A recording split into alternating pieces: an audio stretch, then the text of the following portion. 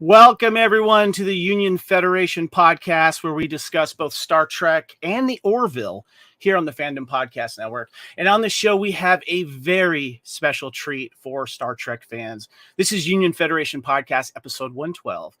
And we have a wonderful collaboration today. Kaotica Studios and Farragut Films present Farragut Forward, Prologue, a Star Trek fan production, and interview with director Johnny K and star John Broughton. But before we do that, I'd like to introduce my co-host here. I'm Kevin Reitzel, and I'd like to introduce the lovely Miss Amy Nelson, our counselor, our commander of the Union Federation Starship. Welcome, Amy. How are you? Well, hello and good morning. I'm very excited, and I just love the idea of Union Federation podcast because we're just bringing everything together, and it's all good. And so I love that we can talk about everything here. Yeah, we've been covering a lot of the TV shows, of course. That's our bread and butter, both for the Orville and Star Trek. But what's fun is when you can dive into the fan aspect of Star Trek, because it's the fans that have basically kept Star Trek going and basically saved Star Trek. Absolutely. And this is a perfect example of what we're talking about. But before I go forward, I would like to introduce my co-founder, my brother from another mother of the Fandom Podcast Network, and fellow co-host of a plethora of other shows here, Mr. Kyle Wagner. Welcome, sir. It's always good to be here on the Union Federation Starship, and I'm really excited because not only are we talking about something that's fan-made, which is always just a phenomenal thing, but we are talking about some very talented creators here, and people that I am glad to and proud to associate my name in this podcast with because of their immense talent. It's going to be a fun episode. We're going to be talking about something very special here, guys. Well said. Well said. So let's go ahead and cut to the chase right now. We are celebrating the fan film production of Farragut Forward, a Prologue. And Amy, I'd like to introduce a good friend of mine, and that is Mr. Johnny K, the director of the Farragut Forward. Welcome, Johnny. This is so exciting. Doing this live adds a whole new dimension to it. So, hey guys, thanks for having me. Johnny, I'd like to introduce you to Amy. How you guys doing? Good. Hello. Welcome. Thank you so much for coming on. And I can see in the comments we have Patrick Duff that says, hey, and Governor Murlock of the House of Recall says, loved the prologue. So great. Nice to see the Farragut crew progress. I love that. Cool. Awesome. We'll be paying attention closely to the comments out there, guys, because we want you to ask questions, and we'll get to a lot of that a little bit later on. But Johnny, I want to talk about how you are now a award-winning short film director, and this started with The Killer of Grassy Ridge. I know you're very proud of this. I'm very proud of this for you and proud of you. Tell us a little bit about the experience of doing this film and the accolades it received, especially during a COVID year.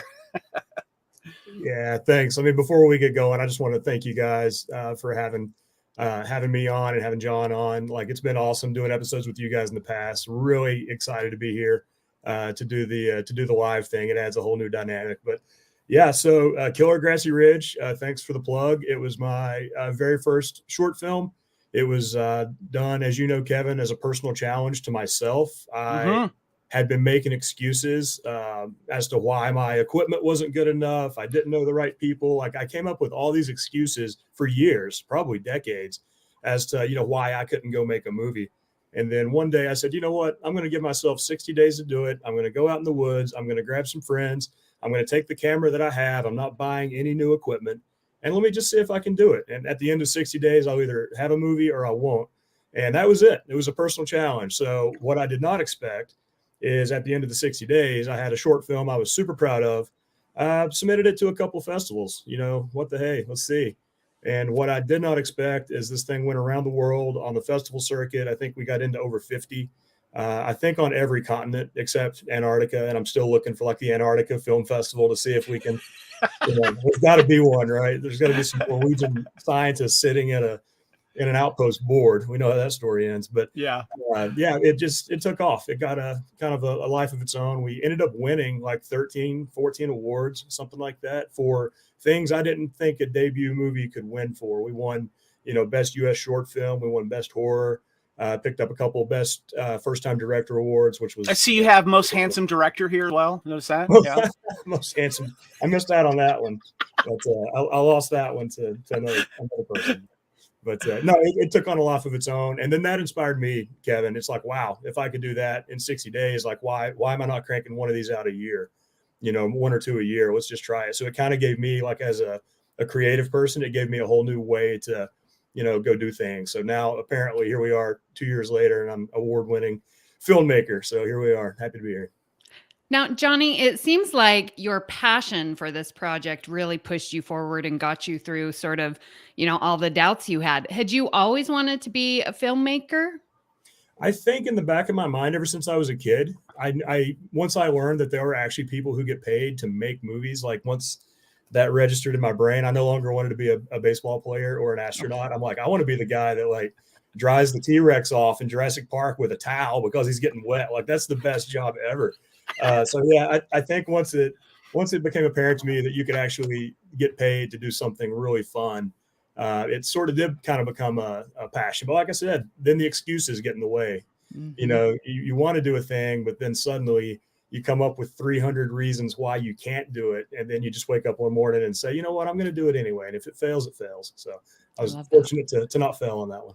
Well, I was very proud of you, Johnny. You and I go back a little bit through the G.I. Joe costuming group, and we've done some parades together. We've done some Dragon Con parties together and costuming together. And you're a fellow brother in fandom, and I really appreciate the hard work because what you're doing right now is basically talking to all of us that are just kind of sitting on our butts and our laurels, thinking like, I don't know if I can do that. And you did it, and you're continuing to do so. So congratulations. With that said, let's celebrate why we are here. We're talking about Farragut Forward, the new fan production film that you are working on right now. And Johnny, we have someone that we need to introduce. He's a man who needs no introduction, especially in the Star Trek fan world, because this guy, Kevin, I told you kind of behind the scenes, I'm new to the Star Trek fan film thing, which we can talk about. The guy you see on screen right now has been doing this stuff since 2004, 2005, and I'll let him get into that. But he's been, part of Starship Farragut, kind of the brain behind it, one of the major brains behind it. And this has kind of been a big part of his life for the last 15 years or so. So without further ado, if you will allow me the honor to introduce him, here is not only the star of Farragut Forward, but also the founder of Farragut Films and a major producer in Farragut Forward, and that is Mr. John Broughton. John, welcome to the Union Federation podcast. How are you, sir?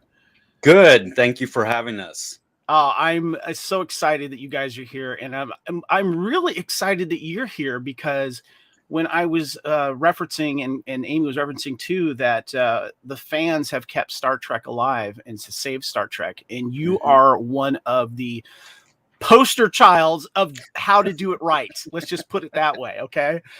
So let me first of all have you talk about your history with the Starship Farragut fan film series. How did it start and where do you do it? And just, go forward with that. Well, around 2003, 2004, I saw Starship Exeter. It was a web series, and I was just blown away.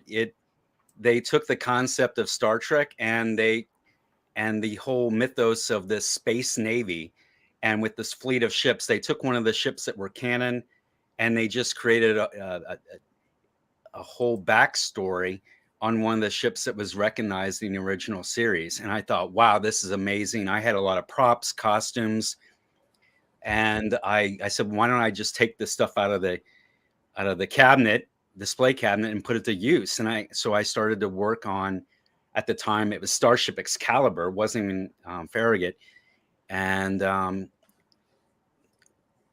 in 2005 at the Shore Leave Convention, we kind of launched it. We used it as a both promotional way to get the word out, but also to recruit. And instead of Captain Kirk, Mr. Spock, and Bones McCoy, we had Captain Carter, Tacken, and Smithfield of the Farragut. It was a different ship, different crew, different adventures. It was a non-parody project.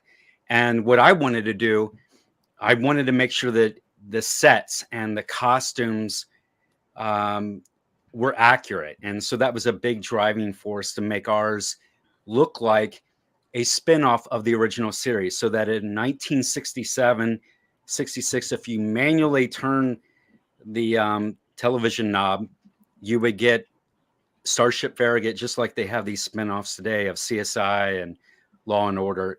That was the premise of the show. Amazing.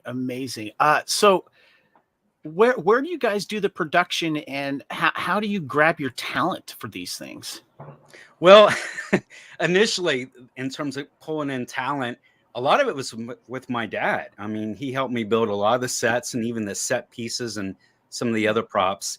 He was a big part of that. In terms of talent, and I knew nothing about filmmaking. I mean, this was all something I just dived in. At the time, I took $10K out of my 401, bought all the equipment that I needed, knew nothing on how to operate it, but I just dived in. And I reached out to my best friend, Mike Bednar, and said, hey, I got this idea. I want to make our own our own series based on Star Trek. And I know he kind of looked at me like, what?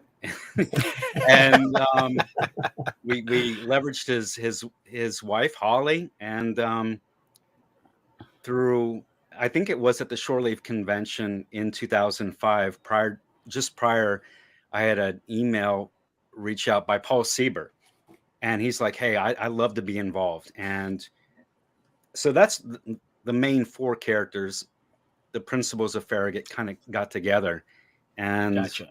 So, and then from there, each episode that we did, and the more awareness that we had out there, more people came to work in our project, including professionals, including those working in Hollywood.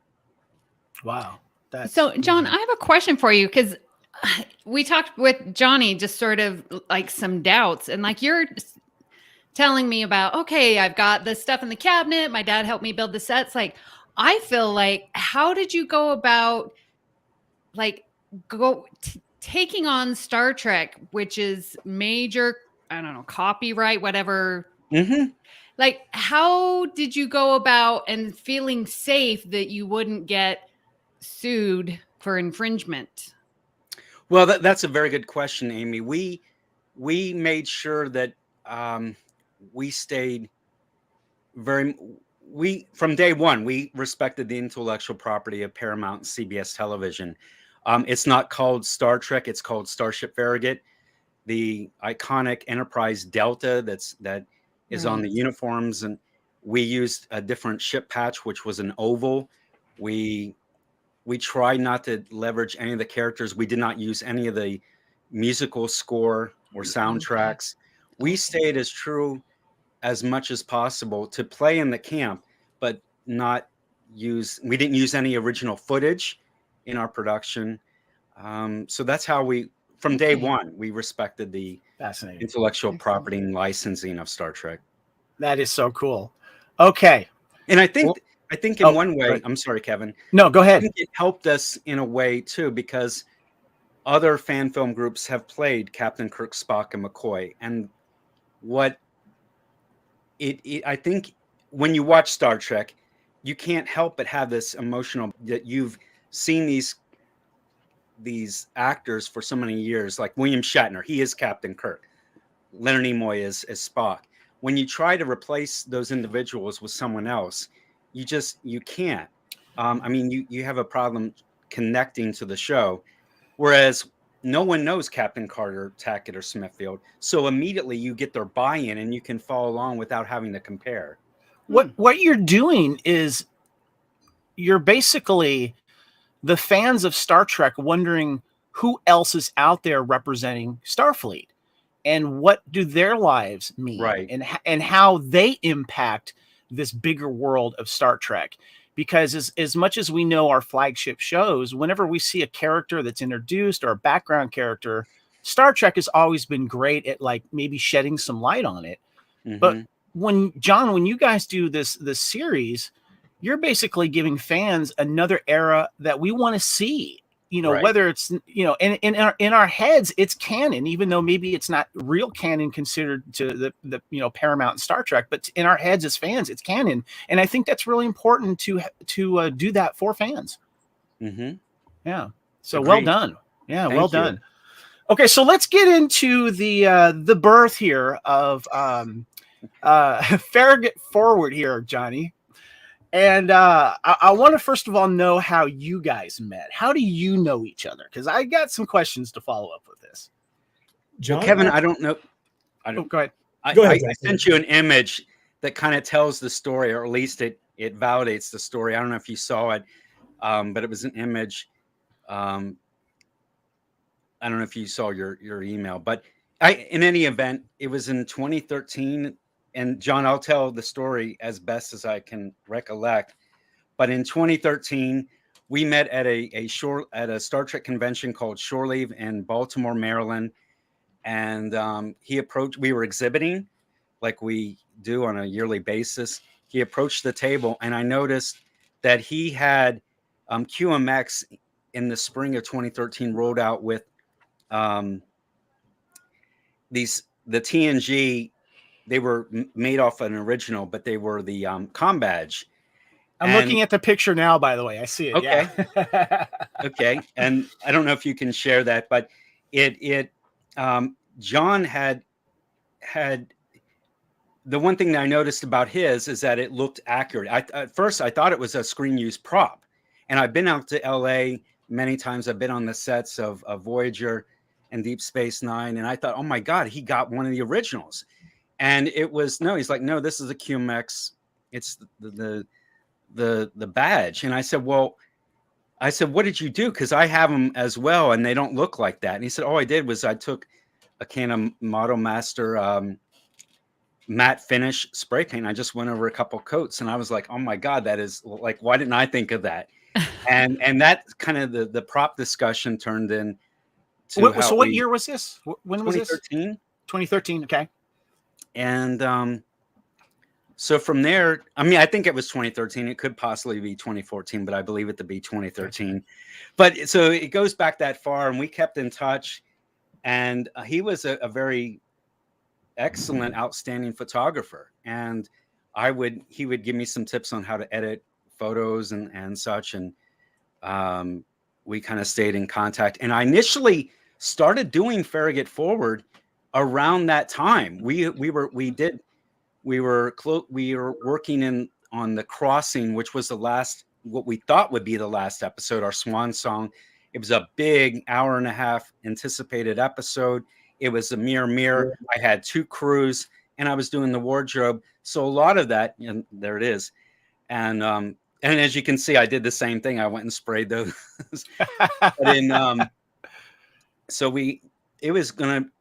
was already in the mode to segue this crew into the next chapter, and we were getting older. We had been doing this over 10 years. And so I was like, I was tired of TOS. I thought we'd done all that we could in the classic series. And so John was helping. He was my go-to guy in terms of Klingons. Like, he knew all, just like I knew with Starfleet uniforms. This guy knew everything about Klingons. There you go. And so he was helping me put together sets for converting my garage into a Klingon ship. And we had a script written by Michael Jan Friedman, who wrote many novels of Star Trek. He wrote, I think, all the novelizations. He's one of my favorite novelists. Yes. And he's written all the Avenger movie novels and stuff. So he's well known. He wrote us a script based on what sets and uniforms we had. And we were moving forward. And then in 2016, the fan film guidelines came out. And it frustrated me because a lot of work, we had already started to build stuff.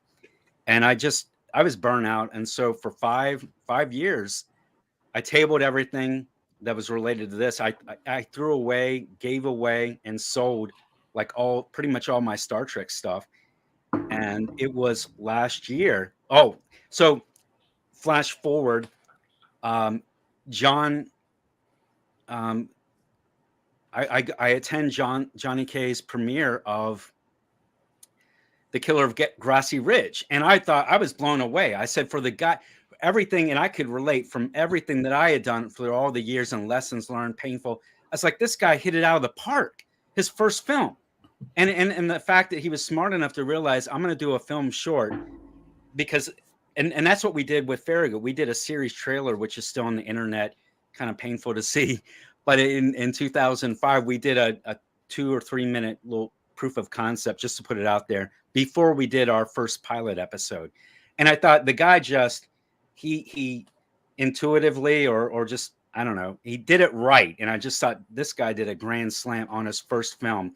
And from that point on, I said, anything I can do to support you, please let me know. And then for the second film, Ready Go One, my son is in it, and whatever I could do to help. I just thought the guy was very talented, and not only as a filmmaker, but as a storyteller.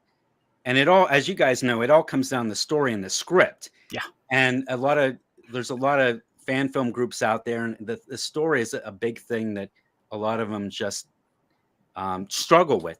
But he got it, and so as a storyteller, I was just blown away. He has the ability to take you one way and then misdirect you and have you go another way. And people, I mean, we all love that, right? Because right. we want to be entertained, and we don't want to foreshadow and already anticipate what's going to happen. And so his second script, which I read when I was working with my son, I was like, my God, this guy he's just very talented. I mean, he really, and I've worked with a lot of people. So I don't say that, arbitrarily. I thought okay. So I want to kind of go into the Farragut Forward production a little bit. And Amy, I need to warn you here. Okay. In the worlds of Star Trek and the Orville, there's monsters. Okay. Yes. But we have a monster on our Union Federation podcast today, and that is the Maroon Monster, which is a fan favorite uniform referring to those 80s Star Trek films that we saw. And John, I got to tell you, you cut it up good in that uniform. And so I want to ask you, Johnny, you brought up an inside joke that's been going along between you and John, because it hit home with me, because I'm more on your side of this inside joke here, but I was wondering if you could bring that up and then just kind of start talking about continue with your collaboration, the beginning of the collaboration with John. Yeah. So he, John mentioned Ready to Go One, and we were together a lot on that with Xavier, his son. And last year after that, John gave me a script and said, hey, this has been kicking around for a bit. And at that time, it was only like 2 pages. I mean, you see the finished product is only a 3-minute clip, but the original script was just a couple minutes. And John handed it over and said, take a look at this and let's see if we can make this into something. And he told me right away, he said, this is our segue into the movie era of Star Trek, because I am not, I think this is where you're going with it, Kevin. Like, I am not a huge fan of 60s Star Trek, and it's blasphemy. I'll get, rock. No, but you respect it. You're familiar with it. I grew up with my mom watching it, and it introduced me into the 80s Trek that I dived into like you. Right. Yeah. Right. No disrespect. We have our favorites, Right. So, I knew John had a long history doing the Star Trek fan films, and, the 60s thing was just not really my thing. And John said, no, we're going Monster Maroon. This is going to be kind of our segue into that movie era of Star Trek, the Wrath of Khan and Undiscovered Country, which I think is now officially my favorite. And I took a look at the script, and from the first second I read it, I thought, ooh, this is not what I expected. This is not, the clip is out now, so you'll know that it does not start off with a peaceful captain's log, stardate so-and-so. We're here at a planet to do a thing. That's not how this story starts off. Well, hold on. We should probably mention right now, and I forgot to mention at the top of the show, that the prologue is out right now on YouTube. It's on your Kaotica Studios YouTube, and it's also on your Farragut Films, right, John? It's only on Farragut Film. It's not on Chaotic. It's only on Farragut. Okay, gotcha. You just shared it. Gotcha. Okay. So just to clarify, we'll get into more of that later, but it is now available. It premiered on Thursday, January 27th. And so make sure you check that out. But sorry, continue, Johnny. No problem. But yeah, when I saw the script, I had no problem translating the words that I was reading into what that would look like in the movie era of Star Trek and what that means to me. And I'm a huge Nick Meyer fan. And that's kind of where the inside joke is going. Love Nick Meyer. I love Wrath of Khan and Undiscovered Country. Those are my probably everybody's top 2 favorite. He directed both of those, and he was also on the writing staff for those as well. So, That's right. That's right. Yeah. But the kind of the backstory, fans will know this, but the kind of the backstory with Nick Meyer is he claimed when he was hired to come in and direct Wrath of Khan, he claimed that he had never seen an episode of Star Trek in his life. So my running joke with John, number one, I wasn't interested in doing 1960s stuff. It's just not my thing, right? But my kind of running joke with John is, I had never seen Star Trek fan films. I had no idea. Whereas John has been steeped in that world for 15 years. I barely knew that world existed. I knew it was out there, but I'd never really seen one. I'd gone to a couple of John's premieres or screenings at cons. So I'd seen, snippets here and there, and I knew it existed. But I had really never seen anything having to do with a lot of the fan film world. And so the running joke kind of came between John and I. Hey, if I'm going to do this, I want to be the Nick Meyer to your Gene Roddenberry. I love it. Love it. So it is so true on so many levels. It really is, because if I piggyback and just took the concept of what Gene had, which was a space navy, and just created our own, there was things that Johnny K took intuitively in terms of characters, motivation, why do people do the way they do, and the way that he films. I mean, it's just exactly that same type of chemistry.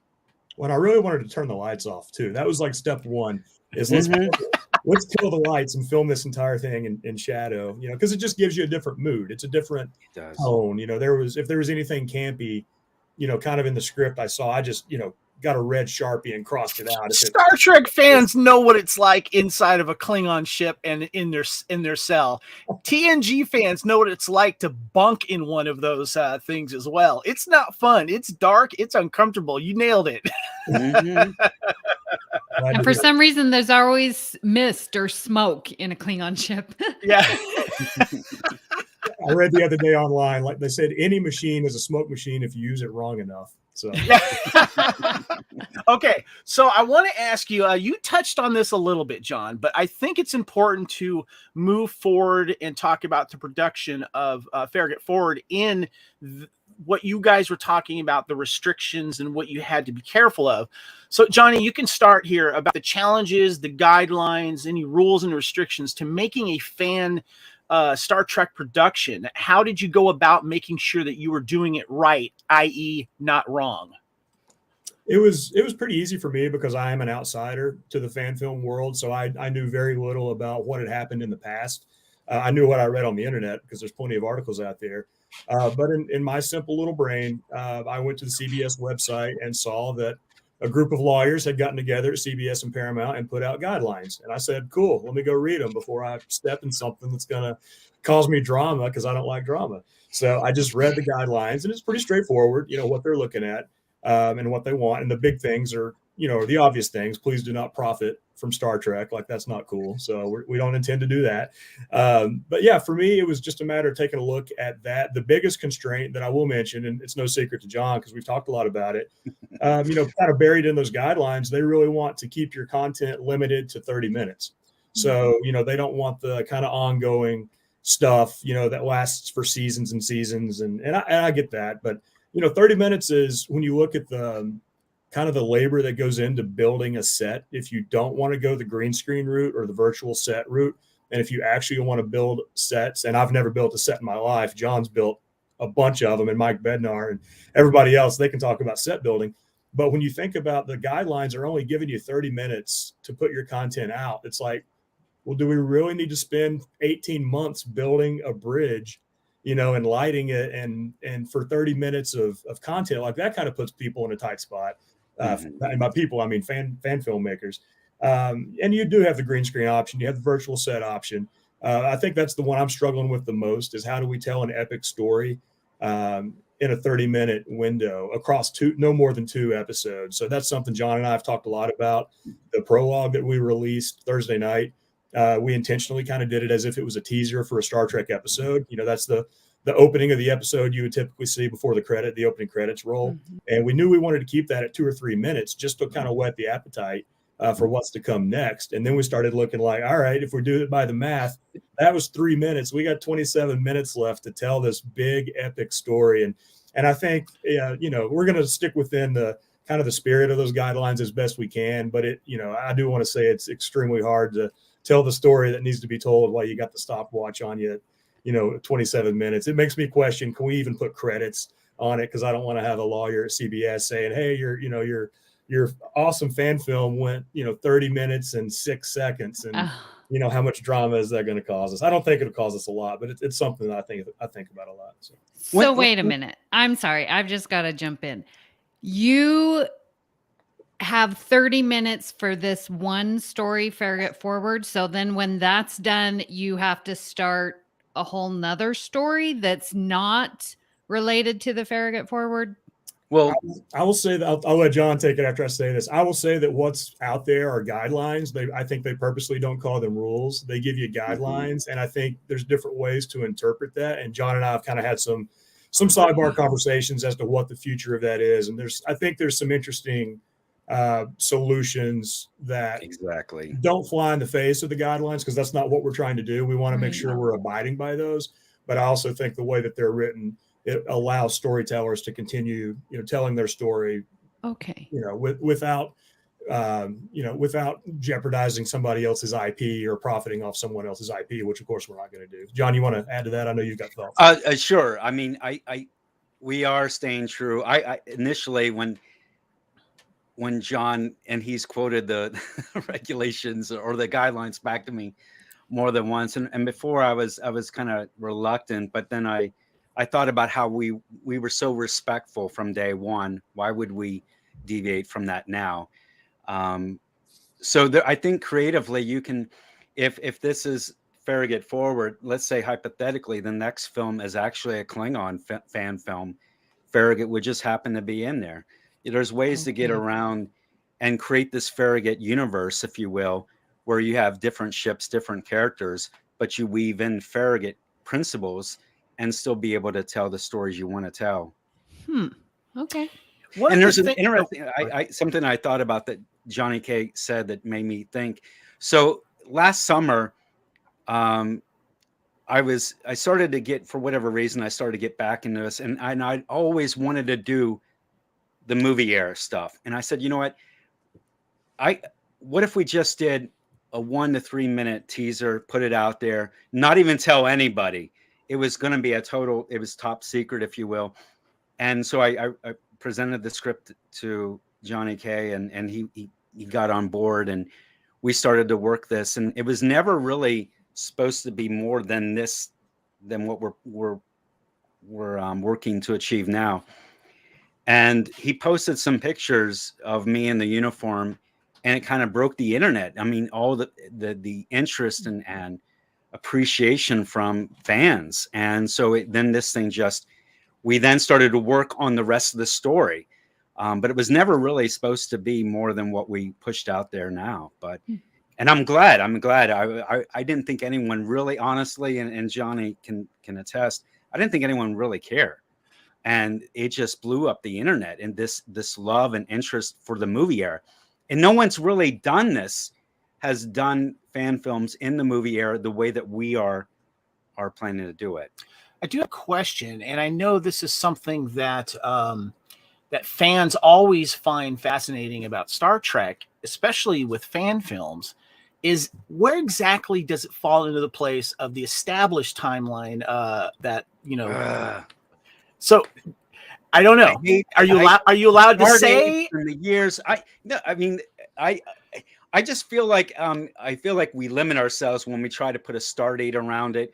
I think the fact that you know that it's, I had to ask the question. I had to ask it. No, I get the question like all the time from people externally and in the Farragut camp. People are like trying to commit me to a start date, and I feel like we know it's sometime after we can.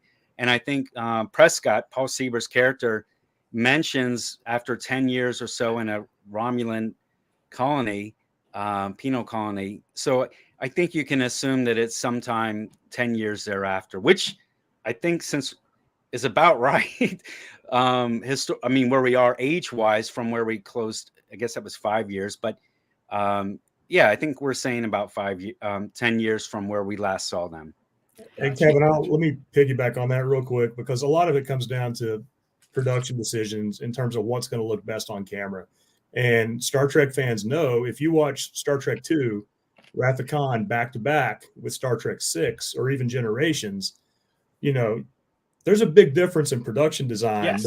And I'm not just talking about not just the bridge, but the overall look. You know, the Star Trek fans know what Okutagrams are, which is, shout out to Mike Okuda, Mike and Denise. But, you know, you look at the graphics and the panels, and in Wrath of Khan, all that stuff was 1982. You know, it was probably 1981, you know, very kind of clunky, lots of physical buttons, you know, that type of thing. Look at Star Trek 6. Now I love that.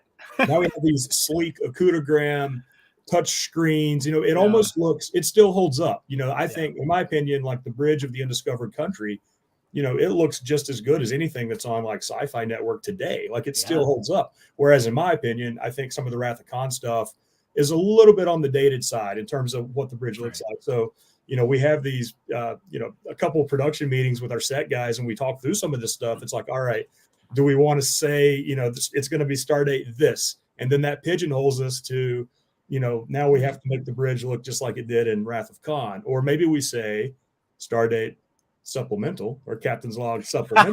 Gotcha. Which is a great step around, right? And now we're set in the movie era instead of the Wrath of Khan era. And now we can kind of not be limited, and we can actually really make decisions based on what looks best on camera.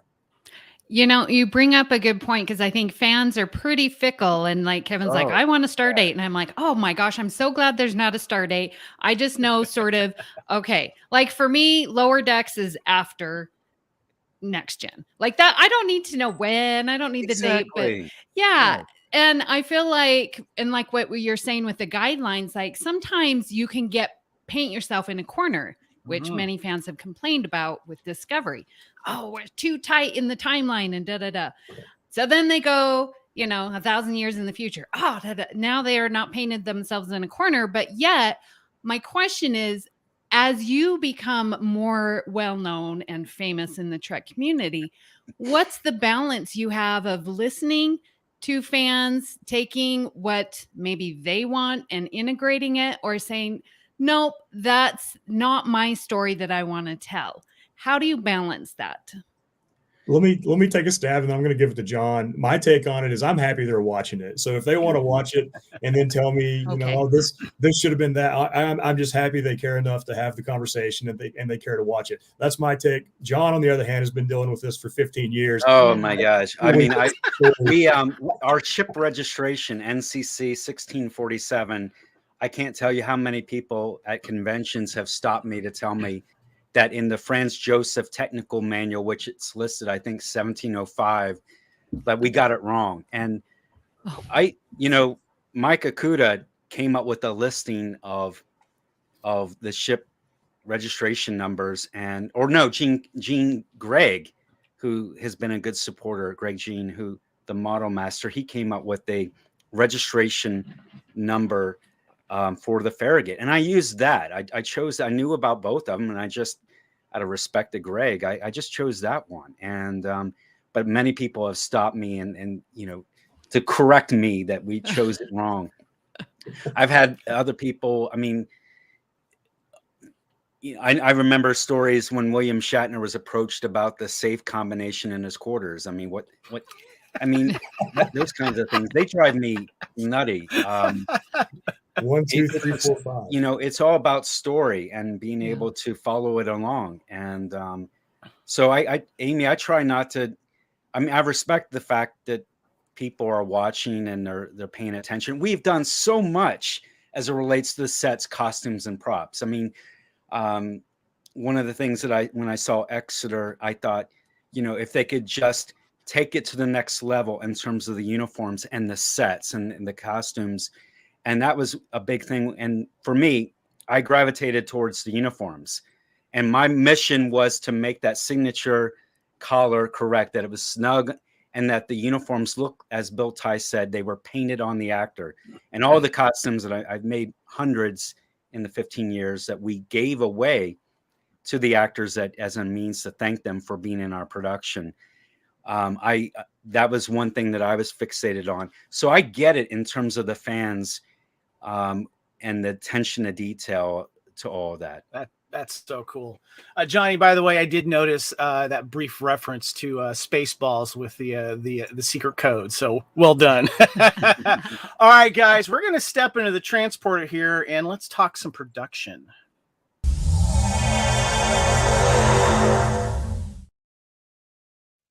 All right, this is where we're going to get into the nitty gritty, guys. And first of all, I want to start with these table read pictures here, guys. I love these pictures when you see in movies or TV series and you see them out of their costume and they're just basically hammering everything out. But Johnny, tell us about briefly how this went and then maybe a story that kind of came up, something funny happened afterwards or something, you know? Yeah, the first thing that strikes me, I see we have somebody strategically cropped out of this picture on the far right. That was for spoilers. Our beloved brother. If you see a mysterious forearm on the far right, he really was there with us. But I won't spoil anything for folks who might not have seen the prologue yet.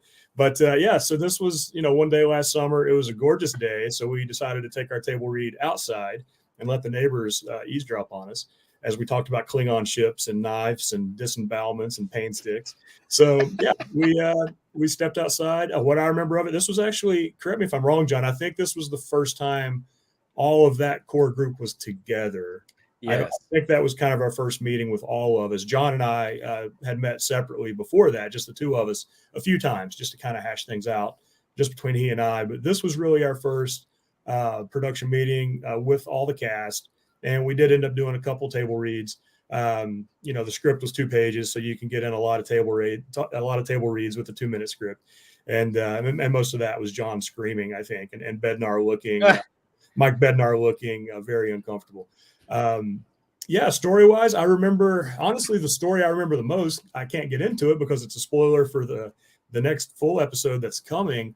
But we actually brainstormed a little bit about what would happen at the end of this story and how we would then segue it into a full episode of Farragut Forward. And I paid particular attention to that because I didn't want to paint us into a corner with the prologue.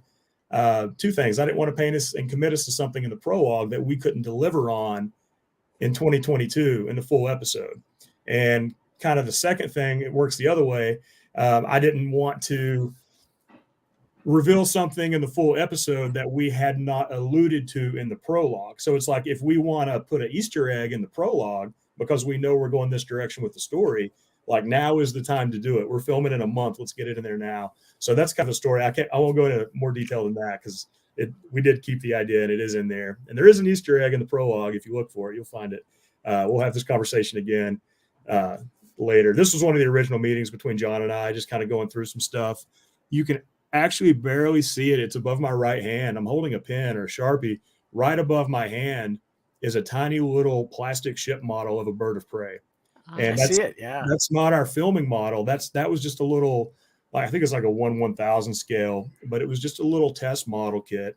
But even back then, this was probably in July of last year, we were already talking about using practical models. And that's something I want to hit on real quick, Kevin, because it's super important. I pitched it to John when we had one of our early production meetings last year. And I said, hey, man, if we're doing the movie era, I said, I think we should shoot practical ship models, like real models that have actual mass and weight, and they exist in real life.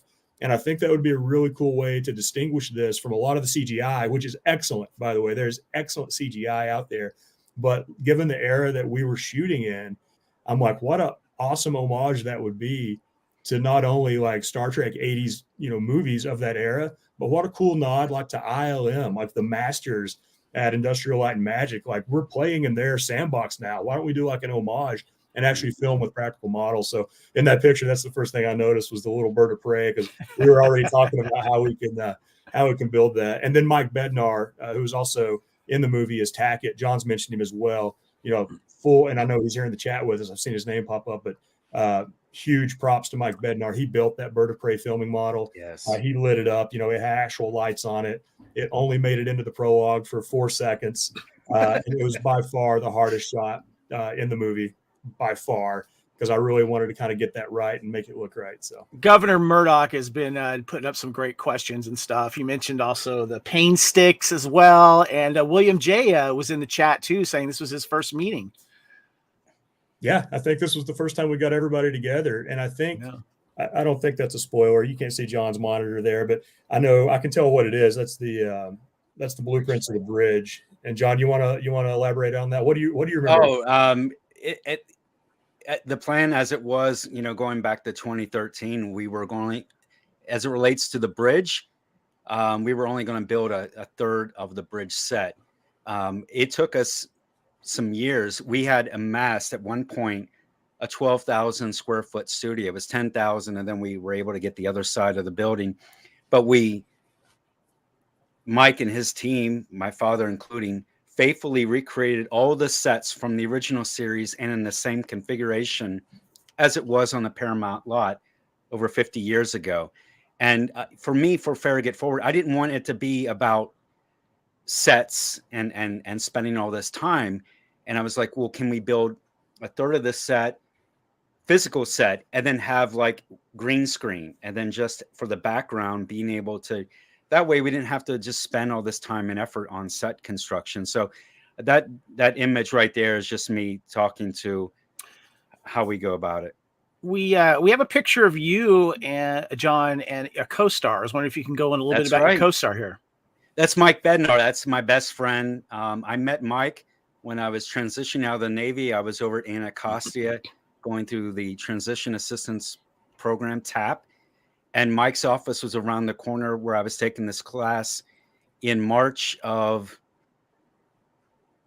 or February of 2000, of 19, sorry, it was 1995. And I walked by his office, and on his wall, he had all these pictures of models and props from sci-fi and Star Trek. And I just did an about face and went right in there and introduced myself. And I was like, well, what's this? I didn't know props were something that you could own from TV. And I was there for a week, and every day during lunch and breaks, I was talking to him from this class, and he brought in Star Trek props. And so I'm holding a Cobra Head phaser from Next Generation. He gave me a comm badge that he had gotten from someone he was connected with, and we just striked up a friendship. And later that year, after I got out of the Navy, I stayed in the area, and we went to a Star Trek convention, and he was teaching me how to make props. I was like young grasshopper. He was showing me how to prime props and how to feel. Don't go by what you look, go by what you feel. And he really taught me how to be a prop maker. And then from there, I was then introducing prop replica kits under the handle Captain JTK. That's so cool. And that's how, Amy, my first entree into licensing and knowing about. Oh, okay. And so I was working with my dad. We did a lot of obscure props from classic Trek, and then I amassed a collection. But Mike, one of the things about Mike that most people don't know, he is a professional model maker. He was making models for Bill Mumy from Lost in Space, a lot of high-end collectors. He was making beautiful models, and he does excellent work. I mean, he really is talented. So I think for him, I can't speak for him, but I think for him on Farragut Forward, he's now being able to focus on what he really loves, which is making models. That's so cool. That is so cool. I think yes, and I want to talk about your costuming here. But I liked the reference to that. Was it the Cobra Head TNG phaser? I think I referred to them. Is that what you meant? The TNG phasers? I think I referred to them as the Dustbusters with my friends. So I thought that was cool. I'd never heard the Cobra Head thing. But anyway, we got pictures of you guys taking a really hard beating to these monster maroon uniforms here. What's going on here? This is a shout out. I'll have to talk about this because it's too traumatic for John. If he disappears off camera, you'll know he can't handle this. A big shout out to Belle Britt Hoff. She's in there in that photo in the upper left. painstaking detail went into making those costumes. The Monster Maroon look, John mentioned before. I mean, that stuff is made, and they do a phenomenal job making this stuff. So what you end up with are these gorgeous Monster Maroon, pristine uniforms, and then you get a jackass like me who comes in and says, "Hey, by the way, we don't really need Mike Bednar's uniform to be pristine. In fact, I kind of want it to look like it's been on fire, and it looks like a Mekla went through his side. I mean, it's pretty brutal. Just go from there." And one of the things, I know it, you'd really have to look for it in the prologue, but one of the things that I was so proud of Belle and Ashley Mills, the folks who were doing makeup and distressing these, they put in those paint stick burn marks on Bednar's ribs, so you can see the hole. And Belle actually has a little blowtorch in that shot, and she's actually burning the paint stick holes in the appropriate part of Mike's body where the paint sticks would be digging into his ribs. And the idea would be that we're really showing that Tackett, the character, has been there for a while, and he's been paint sticked a lot. And anyway, on the day we were doing this, John Broughton came out, who's kind of happy-go-lucky John, talking about Monster Maroons, and he looks over, and one of his beloved creations is on fire. And I think first I thought we were gonna have to call an ambulance for him, because I thought he was having the big one. But then he eventually came around, and in my opinion, I think it added a lot to the story we were trying to tell. Here's a deep cut. I just want to say, with the evidence of that that the paint sticks have had on that uniform, it looks like those Klingons did a much better job than John Tesh's Klingon did in TNG. I'm just saying. That was a huge reference when we moved into post to get the colors right. I looked at John Tesh's Klingon face a lot, because we were that's Icarus Factor, is that episode of TNG, and we use that a lot as a color grade reference for how we wanted our paint stick glow to look. We got a little behind the scenes here of the Johns here looking at something. Maybe a spoiler. Don't spoiler if it is. But what's going on right here? You guys look like you're just checking something out through the camera, and it's kind of nice to see the background scene here of how you guys are doing this. And John, you're in costume here. Give us a little behind the scenes here. I remember, John. Do you remember? I know exactly what we were looking at. Do you remember? I think it was a playback of some of the footage. No, you're looking right into his eyes. I'm looking at the monitor. I think you're actually looking at the actor. I can tell by the light. So you see, so the camera's a Klingon then. So exactly. You see that really ominous red light that's just to the left. So the shot we were shooting right here is that shot of William J. as a Klingon. We were getting his reaction shots, and it made it into the prologue. There's a scene where he licks his teeth.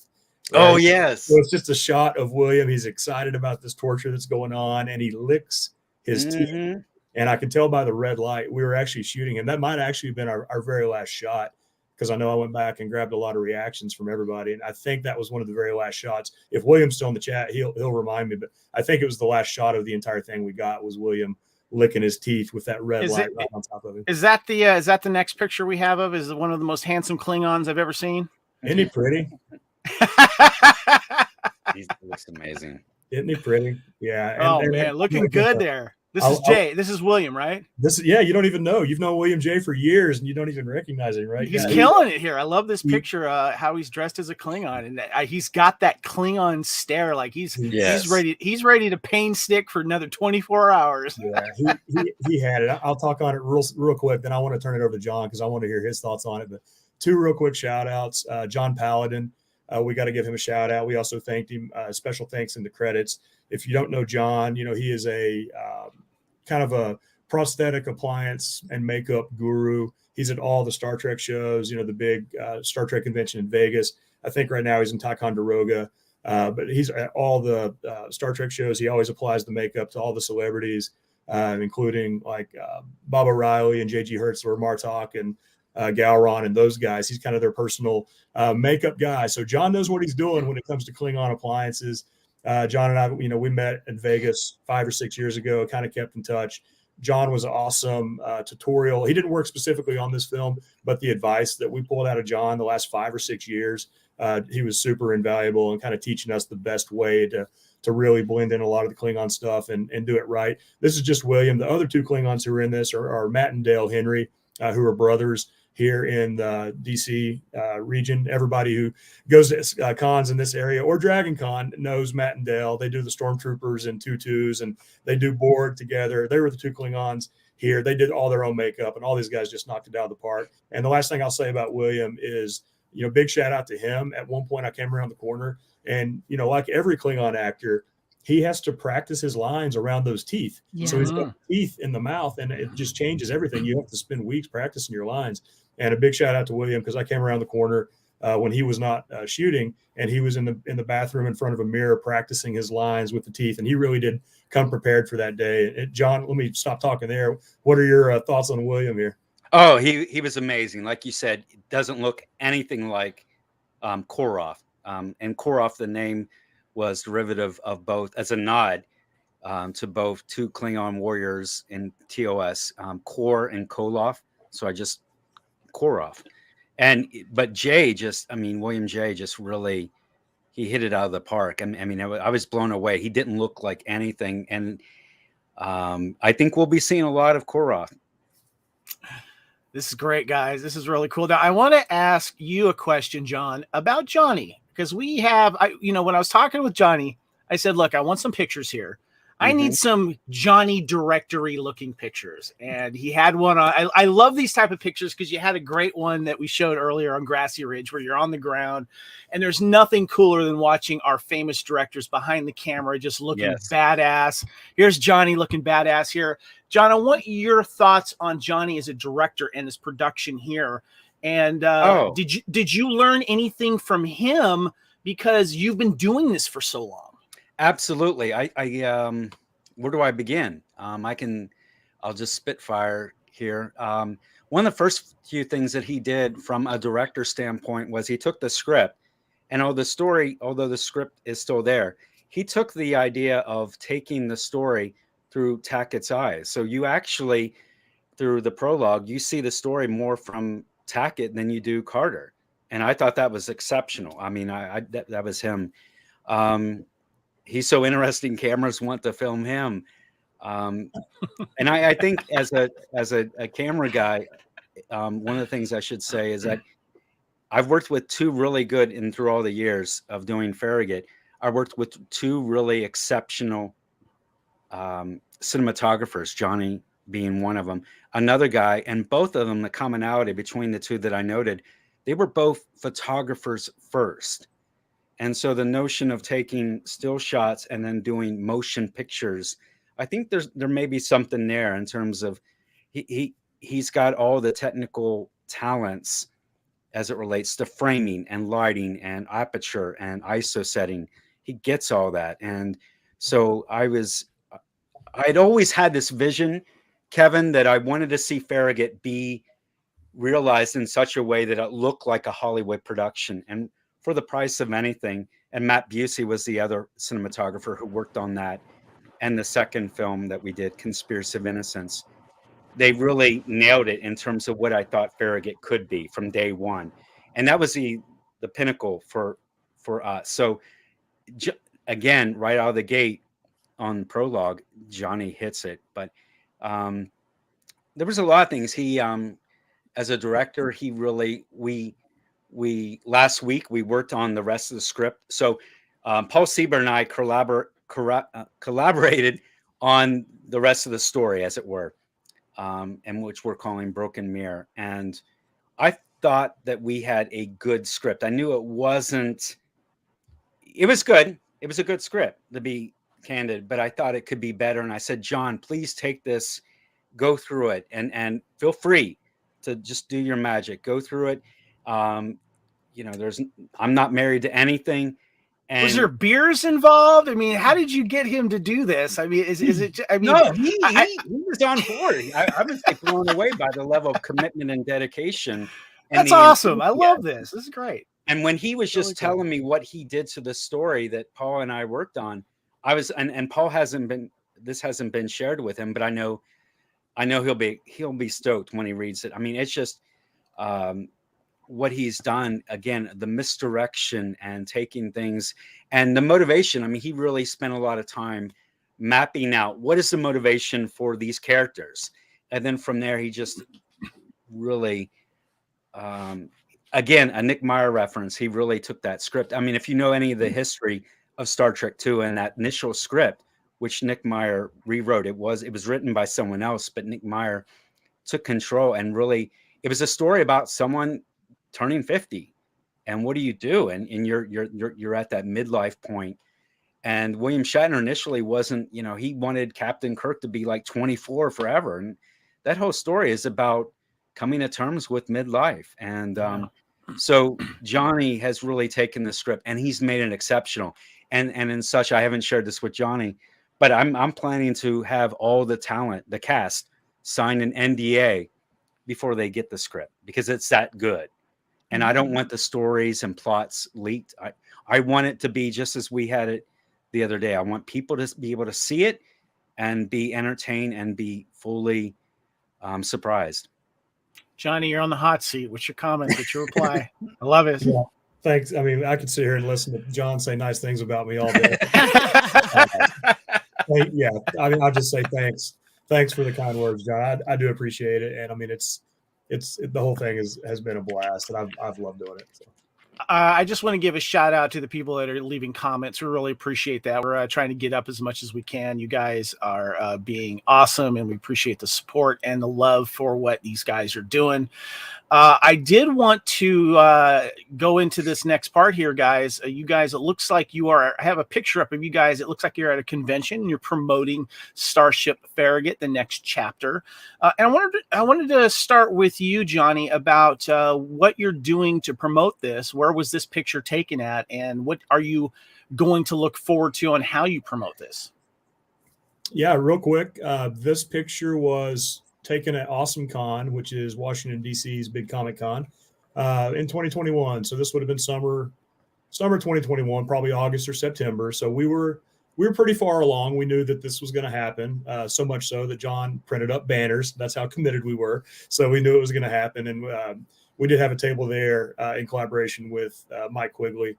I'll let John talk about it in a second. But we did have a table there and an appearance there. In terms of promoting this, I'm not going to steal that thunder from John because there are some kind of big things coming very quickly right around the corner in terms of campaigns and such. But I will say, I think we're clear to say that we will have a table and I believe a panel at the Farpoint convention, again, which is in the Baltimore area. Sci-fi fans in DC, Baltimore region know Farpoint and Shirley very well. We're definitely going to have a presence there. And I'm going to turn it over to John because I don't want to say too much. So I'll let John talk about what's coming next in terms of how we're promoting all this. So we do plan to launch a crowdfunder campaign on Indiegogo. We're targeting February 1st. The funds that would be needed to finish the rest of the film. And so Farpoint, we will be exhibiting there, Farragut Films in Kaotica. We have a table and a booth there, and we'll be we will be promoting and showing Prologue and using that as a means to augment our crowdfunding campaign. Great. I'm excited for you guys so much. As we wrap up this, I want to first of all let Amy or Kyle come if you guys have any last minute questions. But I wanted to give you, Johnny and John, any final comments that you'd like to regarding Farragut Forward and the production that you guys are going to go into, and when maybe you guys are planning on, finishing filming. You can comment on that as well. But give us something else you're looking forward to, and what you're doing in the meantime, Johnny. I'm looking forward to all of it. I mean, in terms of Farragut, I'm looking forward to all of it, especially now. I showed it a second ago. I don't know if you saw it, but especially now that I've been marking up this. It's a spoiler, dude. Watch out. Come on. NDA. It hasn't been signed yet. I don't think there's spoilers on the cover page, but I just violated my NDA. So it's been great. No, I'm super psyched. Again, John just referenced it. He and I had a video call last weekend where I just kind of ran through some of the the polish and the rewrite on the script. And I'll be very upfront saying that I think the script as it is by far one of the better Star Trek fan film pieces that I've ever seen. I've not seen them all, but I've done my homework and some research. But I think if we pulled this off, in my opinion, I Trek fan film ever made. I agree. And I'm not afraid to say that. That's a huge, wow, a big expectation. But the story is there, folks. I mean, it's there. It's literally in those 30 pieces of paper right beside me. So I know what's coming. I can't wait. I've been watching all the Star Trek movies, kind of making notes, getting inspired by certain shots, certain lighting. Star Trek fans know USS Saratoga in Star Trek 4, kind of how that movie opens up. Before we get to San Francisco looking for nuclear vessels, the Saratoga opens up. And I've always loved how that was shot, super dark, super ominous, a great mood to it, a great tone. Same thing with Undiscovered Country, which is a masterpiece. And, I'm watching a lot of those movies, rewatching them because I've only seen them 3,000 times. But I'm really looking at those to kind of guide our tone and our pace and to tell the story we have to tell with our characters in that world. And I can see all that coming together already. And I've got more stuff to talk to John about offline that I'm excited about. So I could not actually get any more excited about where we see Farragut Forward going right now. And if I'm that invested in it, I know there's a lot of other folks out there who will be too. Amy, John, I just want to let you know the comment that Johnny just made about Farragut Forward being the best fan film made. That's not arrogance. That's not ego. That's passion. And I love that. And I recognize that. And John, you guys need to be proud. You have to be excited. Oh, I am. I'm now fully back into liking Star Trek. I hated. I really not only did not like. I hated Star Trek. It was that deep, and but I am full back. I haven't been watching, and like Johnny, I haven't watched any classic Trek. I've been watching the movies over and over, a little bit of Next Gen, but mostly the movies, and that seems to where I've gravitated. And maybe I just got the TOS stuff. I'm all spent, and I'm done with that. But yeah, I wholeheartedly believe that it will be the best. And as you say, it's the passion that's driving this. And the Monster Maroons, I'm surprised no one had questions about those uniforms. They are by far, they are a challenge. And I've learned a lot in the last couple of months working on them, a lot of painful lessons learned and rejects on some of them. But I think people will appreciate the amount of respect and attention that we've made for the uniforms as well as for the sets and everything else. I mean, all that stuff is just background, but as fans of Trek, I think they'll appreciate it. You know what's interesting, and Amy, I wanted you to touch on this. First of all, regarding the Monster Maroons, it's one of those things that you always see in that era of Star Trek. It just happens. If you don't see it, you miss it, basically. And so it immediately makes the fans comfortable and immediately ready for, we know what time frame this is. And we love the way those things look. We love the way that they fit on the actors. And you did a great job, John, with that. But there was a question, Amy, that one of I think it was Farragut Films put, said, what did we think of the film? And I just want to start off by saying I absolutely loved it. I was drawn in because you were mentioning the lighting, Johnny.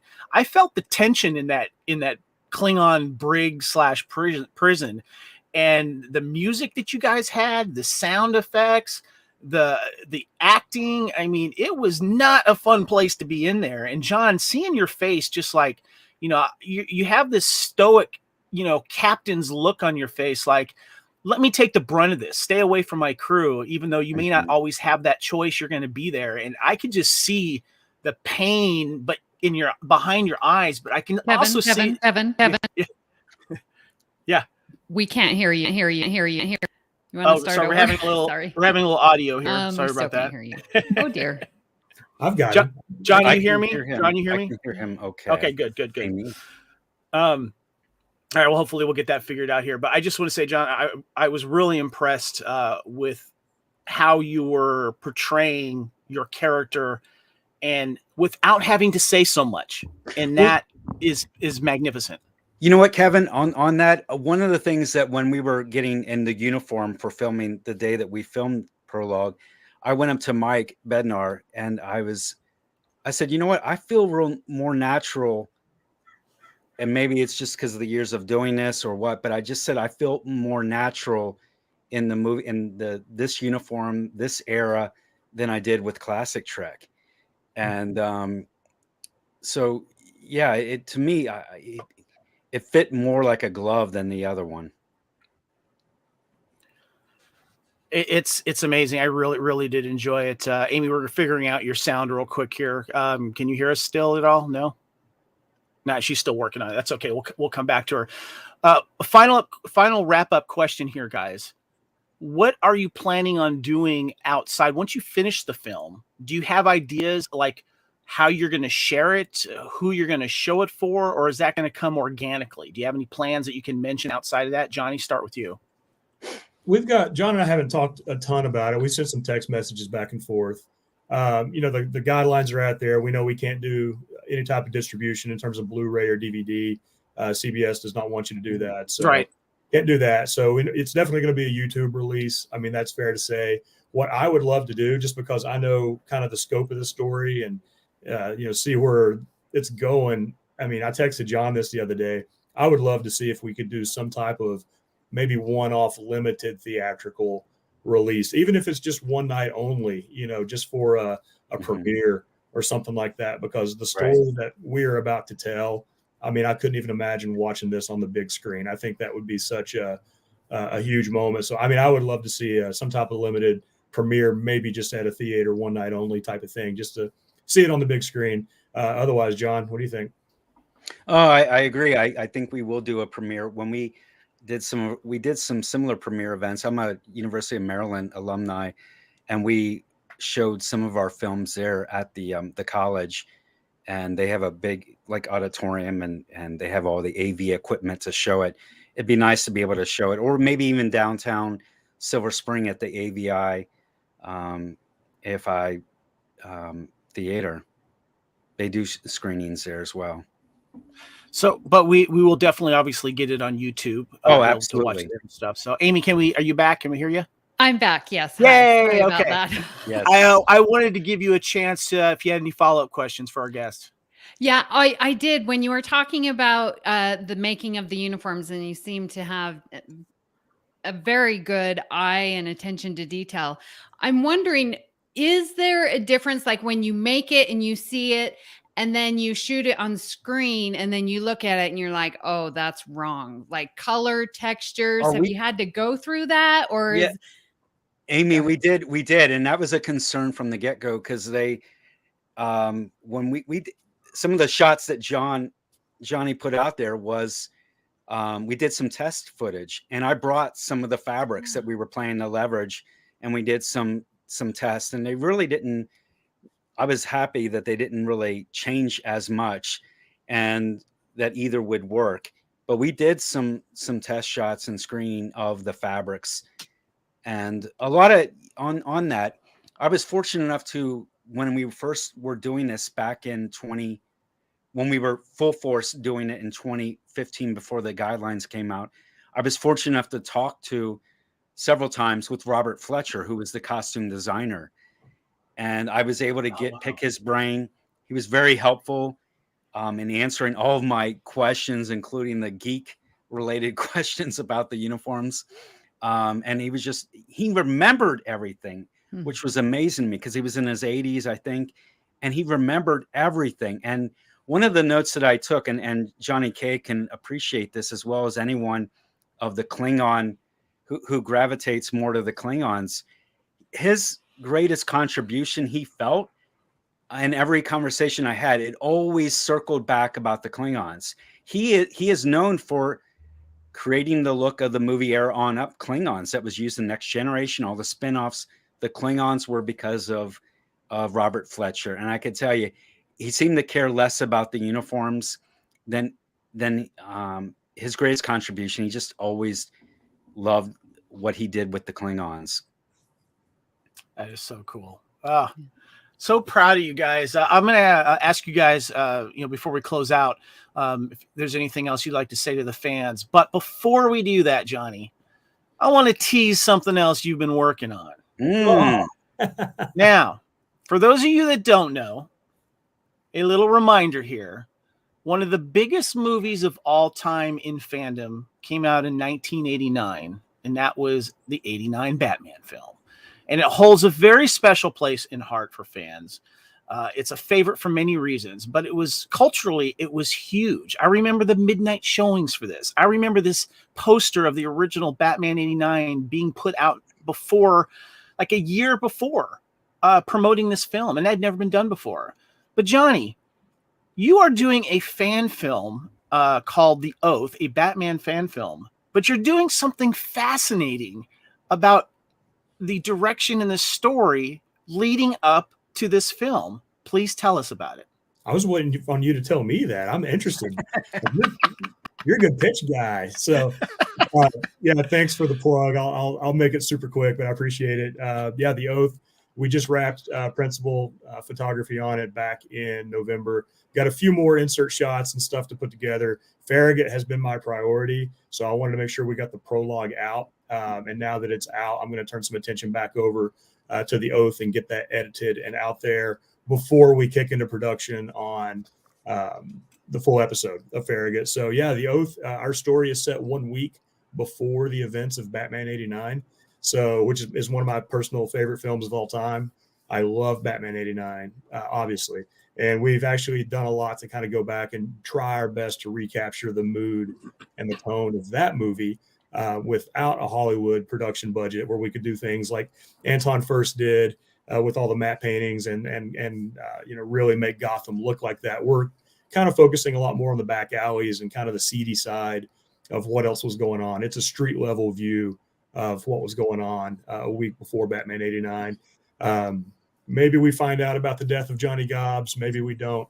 But there's, a lot of kind of Easter eggs in there that I think Batman fans will love. So we're right smack in the middle of this. A quick tie-in, John Broughton, he did come down. We filmed this in Petersburg, Virginia, and most of it. And Broughton came down and worked on crew as that. William J., who was our Klingon in the Star Trek Prologue, that's actually him in the bat suit here, has a great, just an amazing Batman costume. That's actually the genesis of this whole movie. I saw William in this brand new costume and I said, man, we got to do a photo shoot. And we did the photo shoot. And as soon as we did that, I said, yeah. And now I'm writing a story because I want to see how that suit moves on film. And so anyway, William was there. John helped out a lot on crew and is also one of our co-producers for Batman. And I see a lot of folks in the chat who are also attached to Batman, to The Oath. And it's going to be pretty awesome, Kevin. And I'm excited about it. So, well, you had the story is amazing. You had an Indiegogo account getting some financial backing on it, which was awesome, and it brought more attention to it. And John, apparently you had an issue with some cold weather. To Johnny's defense, he did warn us all, but the reality of how cold it was. I remember we took a break and I made a dash to go to Walmart and I bought all the clothes and Ramel Punzel had educated me on layering and being able to stay warm. But I came back with all this stuff and gear, but it was cold. I mean, he told us, but the reality really hit in later that night. Yeah, we shot. It was all night exteriors, Kevin. The camera started rolling probably around 6 or 7 p.m. As a Batman fan film should be set. Somebody asked me early on, said, "Oh, you're doing it all green screen, right?"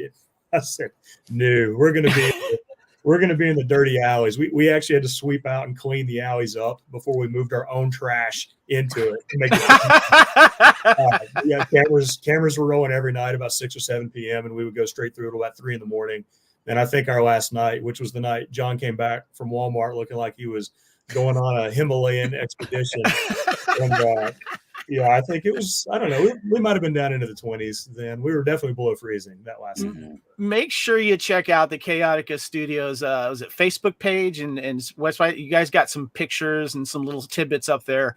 And you guys have been getting some local media press too. The locals there seem to be excited about this Batman thing, Johnny.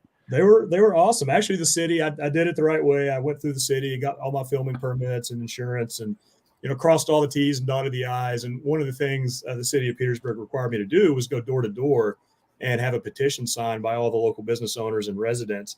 And I initially really squirmed at that because I did not want to do it. I don't live in Petersburg. So for me, that was probably a 5-hour round trip to get down and bother people and knock on their doors. And I didn't want to delegate that over to somebody else. If somebody was going to do it, it was going to be me. So I kind of whined about it. And then when I got down there and did it, everybody loved it. There was just this awesome kind of community synergy behind it. Like, wait, you're doing what? And I had to tell them, we're not Warner Brothers. We're not filming the Batman. This is a fan film, and it's going to be on YouTube for free because I don't want to go to jail. And what ended up happening was I just knocked on the doors and I met all these people. I met these business owners. I met the same people who were then, providing, catering for our cast and crew. And I met That's so cool. Residents, and we recognized a few folks, when we were filming, and they were all kind of there. And yeah, we did make the front page of the local newspaper, the Progress Index, which is a historic newspaper there. And it's a great shot of William in his bat suit, standing. And we did have a crowd for him at one point that stopped our production for a while. We had to usher Batman inside because they were just going to, fans were going to be fans, Batman fans were going to be taking pictures all night. And I'm like, we need to just get Batman inside so we can. Well, what's nice is Petersburg is going to be part of this tradition that a lot of fans like myself do. They like to visit filming locations of movies. And with the recent Batman films with Christian Bale, we had Chicago and Pittsburgh, double for Gotham. And it's nice that you made your own little Gotham area there. So congratulations, guys. We're looking forward to it. When do you expect to release that? Targeting March or April right now. Awesome. That's okay. The best I got for you right now. So. Very, very cool. All right. Well, guys, let's go ahead and wrap this up here. First of all, I want to give a heartfelt thank you for Johnny and John for coming on to the Union Federation podcast here on the Fandom Podcast Network.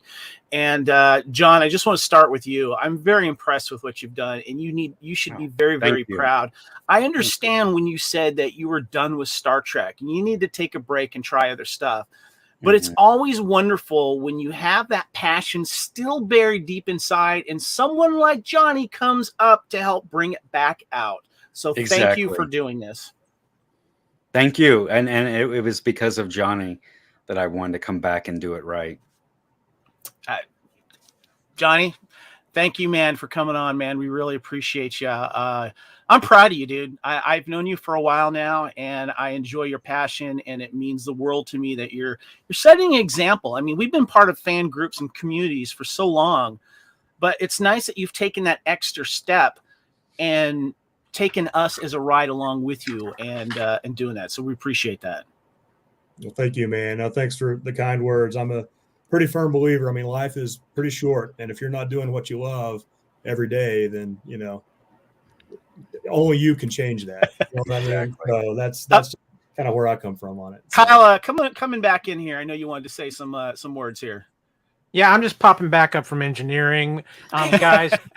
First of all, the prologue is phenomenal, and it's absolute. I mean, I could see it on the big screen. I don't see the difference, and just listening to you guys talk, I hear the heart, I hear the passion you guys have for this, and it's just absolutely phenomenal. And I just want to thank you guys for creating something so incredible for the fans, because I think when as fans we see something like this, it just brings us all closer together, and we all love Trek, and what you guys are doing, and Johnny, what the career path you're on, you're getting better and better, and you hit it out of the park every time swing. And you're just he hit a grand slam first time coming to bat, man.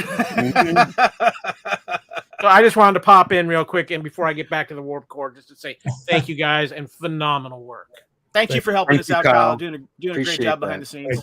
Thank you, brother. That was awesome. Thank you, Amy. Yeah, I would just like to say thank you so much. Absolute pleasure in meeting you and listening to you talk. What has inspired me most is your passion and what you're doing for this film and for you personally. I mean, I know it's a personal endeavor to take this on, and thank you for sharing that, because that's what inspires us, and that's what we love about Star Trek. And so I'm very excited to see where this goes. I'm not that familiar with fan films, but this really looks amazing. And Johnny, like your angles that you're taking to tell the story of, who's the main character, what's this going to be about? I'm very intrigued.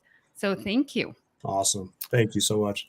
I want to shout out the chat too. Thank you guys for your awesome comments. You guys got a lot of support in there, and we're going to get a lot more for you guys as well. And I'm honored to thank you guys for letting us showcase this and helping to promote it and bring awareness to it. So thank you guys so much. You guys were our first interview. This was number one right out of the gate. We got a few more, but you guys, sweet. You guys are number one. So all right. Well, we set a platform. Let's see if people can do better than we are. So we'll see. The bar has. All right.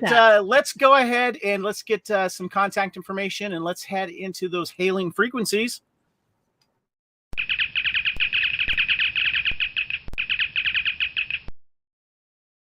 All right. First of all, my name is Kevin Reitzel. I am on Twitter and Instagram at Spartan_Phoenix.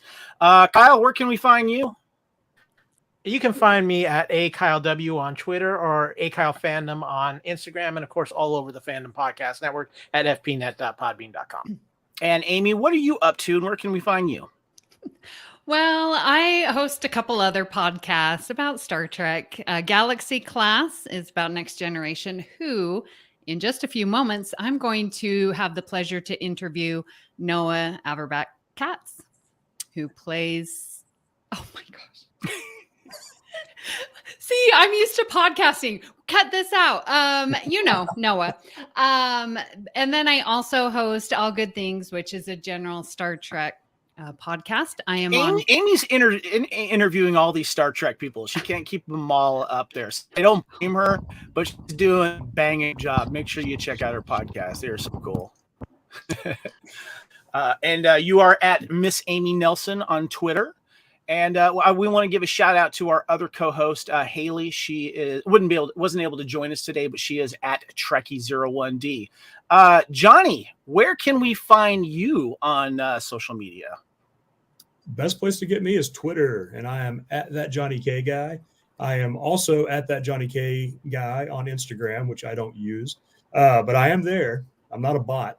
But catch me on Twitter, and then definitely please follow Kaotica Studios, which is where we put out the most of our content related to The Oath and Farragut on our site anyway. So Kaotica Studios, and that is YouTube, Facebook, Instagram, Twitter, and probably other places. Also chaoticastudios.com. Great. And Mr. John Broughton, first of all, thanks again for coming on, man. It was an honor to meet you. And please let everyone know where they can find you and, of course, your continuing adventures with the Farragut. Likewise, Kevin. Bespoke JB on Instagram, as well as on Facebook, but primarily Bespoke JB on Instagram. We do have a Farragut Forward / Starship Farragut. It's our core group on Facebook. And we also have a Farragut Films account on IG as well that we just kicked off. That's awesome, man. That's awesome. Thank you guys again so much for coming on. And we just want to remind people, first of all, if you're watching this live on YouTube, thank you so much. Please give us a like there and subscribe if you haven't. And this is the Union Federation podcast here on the Fandom Podcast Network, talking all Star Trek and the Orville.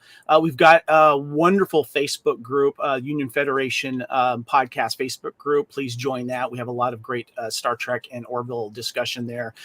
You can find, of course, the Union Federation podcast on the Fandom Podcast Network master feed at fpnet.podbean.com. Of course, we're on all your podcast catchers. Leave us a review. We appreciate it. And we're also on Twitter and Instagram at Union Fed Podcast. And you can email us at theunionfederation@gmail.com. So guys, thank you again so much. This has been awesome. Just a little tease into the Orb of Prophecy for the Union Federation podcast. We are continuing our coverage of Star Trek Season 4, Discovery, and also coming up in March, it's going to be busy. We've got Star Trek Picard Season 2, we've got the Orville Season 3, and we're also continuing our love of Star Trek Prodigy as Season 1 wraps up later this year. Johnny, thank you, sir. Can't thank you enough. Always a pleasure with you guys. Awesome. John, Thank you, guys. All right. Thank you very Amy, much. thank you so much. Appreciate you. And everyone, please enjoy your fandom, and we'll see you next time on the Union Federation podcast. And thank you again for all of the watchers and listeners out there. Goodbye, everyone. We'll see you soon.